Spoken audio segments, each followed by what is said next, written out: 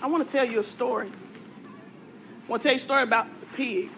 And I know what you're thinking. You're thinking I already know the pig, but I promise you, I knew the pig before you knew the pig. I knew the pig when he decided to be a preacher. Yeah, a preacher. Pig got up one Sunday at church. He told his pastor, Pastor, I'm called to preach. Pastor put him on a trial period.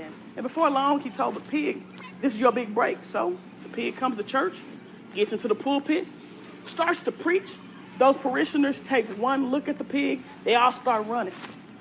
Pig didn't get discouraged. He said, well, if preaching is not for me, I'll be a purple Porsche. Yeah, I'll be a purple Porsche. So the pig paints himself purple. He polishes himself real good. He goes to the car dealership. He sets up out there and he says, I'm going to be a purple Porsche. Yeah. So people came to the car lot. They're looking for a vehicle to buy. They take one look at the pig. They all take off running. Pig didn't get discouraged. He said, if preaching didn't work for me and being a purple Porsche didn't work for me, I'll be a preschool principal. Yeah. So he goes in for an interview. Finally, a school board decides, we'll give this pig a chance. So here he is. He's going to be the preschool principal. Gets himself a blazer, gets himself a haircut. He goes in for the first day of school. Those preschoolers come in. They take one look at the pig. One look. They all take off running. At this point, pig's kind of discouraged.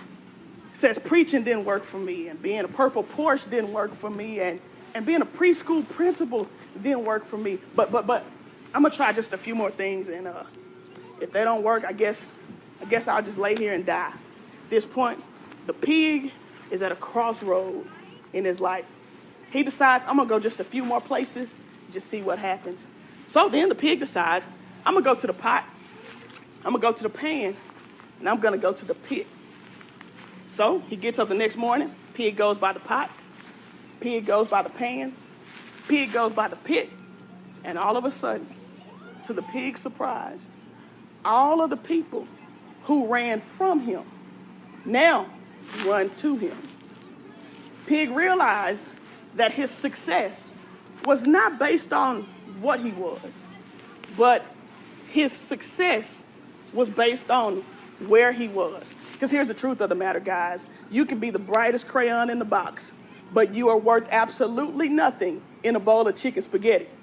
Placement and positioning is everything. So I want to challenge you to consider where you are. It makes me think about Genesis chapter 12, when God speaks to a guy named Abram, who is with a wife.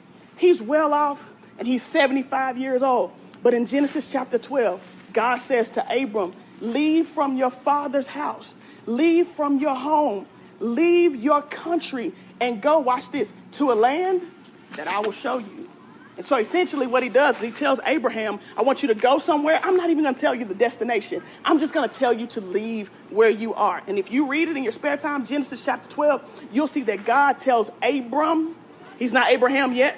He tells Abram, when you go, I'm going to make your name great. I'm going to make a nation come from you. And through you, all the people of the earth will be blessed. But it all started when Abram went. And so Genesis chapter 12, verse 4 opens with Abram saying, Lord, I'll go.